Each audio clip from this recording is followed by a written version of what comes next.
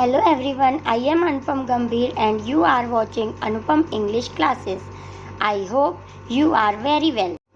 आज के इस वीडियो लेक्चर में हम class 11th English Hornbill book से chapter number 3 discovering truth the saga continues, जिसके राइटर A.R. विलियम्स हैं, इसकी समरी पढ़ेंगे। स्टूडेंट्स, इस चैप्टर में A.R. विलियम्स जो इस चैप्टर के राइटर हैं, वे हमें राजा टुटनखमन की लाइफ एंड डेथ के बारे में बता रहे हैं। ये टुटनखमन कौन है, जिसकी पिक्चर भी इसमें शो हो रही है, आपकी बुक में भी है। ये एक मिस्र के राजा थे, मिस्र के लास्ट वंशज थे। तो राजा टुटनखमन की मृत्यु के साथ ही उनके वंश की भी समाप्ति हो गई थी। क्यों हो गई थी? क्योंकि वो लास्ट राजा थे, उनके बाद कोई और था ही नहीं। टूट उस समय, टूट जिनका शॉर्ट में टूट भी है, जो आपके टाइटल भी दिया हुआ है इस चैप्टर का, डिस्कवरिंग टूट। तो ये टूट कौन है? टुटनखमन, जिनका पूरा नाम टुटनखमन है। तो टूट उस समय केवल 13 इयर्स के थे जब उनकी मृत्यु हो गई थी।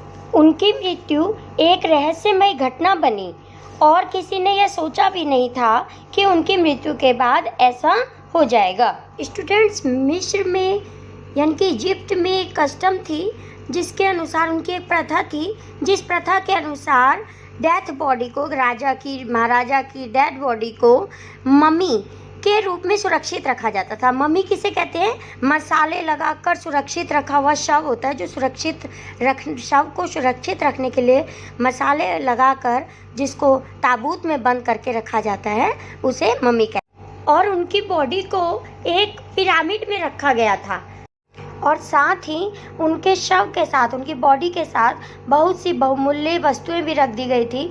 उन लोगों का ये मानना था कि आफ्टर डेथ, इसके बाद भी जो जीवन होता है, उसमें वो इन चीज़ों का यूज़ कर सकें, इसलिए डेली लाइफ की उन्होंने बहुत सा सामान उनकी बॉडी के साथ रख दिया था।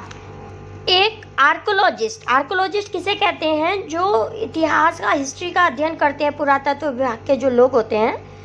तो एक आर्कोलॉजिस्ट जिनका नाम हावर्ड कार्टर था, उन्होंने 1922 में टूट के टॉम्ब की खोज की थी। वास्तव में उन्होंने ही यह रिसर्च किया था कि टूट की बॉडी कहाँ है। तो इस ताबूत को निकालने के लिए, कॉफिन में से निकालने के लिए उन्होंने सारे तरीके अपनाए थे। 1968 में एक एनाटॉमी किसे कहते हैं? जो बायोलॉजी में शारीरिक ज्ञान का अध्ययन करते हैं, उन्हें कहते हैं। तो एक एनाटॉमी प्रोफेसर ने टूट की मम्मी का एक्सरे किया।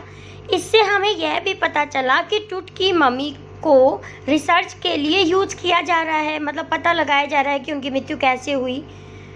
एक्सरे से पता चला कि टूट की पसलियां गायब थी और उन्होंने यह भी अंदाजा लगा लिया कि टूट की मौत प्राकृतिक नहीं हुई है, बल्कि उनके साथ कुछ हुआ है जिससे उनकी आकस्मिक मृत्यु हुई है। फिर 2005 में मम्मी को फिर से जांच हुई। सन 2005 में मम्मी की फिर से जांच हुई और इस बार मम्मी की जांच कंप्यूटर टोमोग्राफी से हुई। कंप्यूटर टोमोग्राफी को सीटी भी कहते हैं, सीटी स्कैन के थ्रू हुई।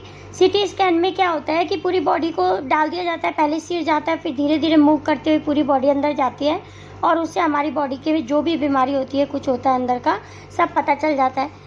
एक्सरे से ज़्यादा उसमें आ जाता है सीटी स्कैन में। इससे भी यह मिस्ट्री नहीं सुलझी कि उनकी मृत्यु कैसे हुई, लेकिन एक्सरे के अलावा सीटी स्कैन में कुछ नए क्लूज उभर कर सामने आ गए उनके, और उनको कुछ और भी आइडिया लग गया। इस प्रकार अंत में यह कह सकते हैं कि मिस्र की कल्चर के बारे में पता चलता है और यह भी पता चलता है कि इजिप्शियन लोग डेथ के बाद भी जीवन है, इसमें विश्वास रखते हैं। इसलिए उन्होंने टूट की बॉडी के साथ बहुत सी बहुमूल्य चीज़ें भी रख दी थी, जिससे कि डेथ के बाद के जीवन में वे ये सामान इस्तेमाल कर सकें। इसके साथ ही स्टूडेंट्स, इस चैप्टर की हमारी समरी कंप्लीट होती है। नेक्स्ट वीडियो में इसी चैप्टर का लाइन बाय लाइन एक्सप्लेनेशन होगा। लाइन बाय लाइन एक्सप्लेनेशन और वर्ड मीनिंग के साथ नेक्स्ट वीडियो में हम आपसे मिलते हैं। I hope you will gain good score in your examination. Thank you so much for watching. Bye.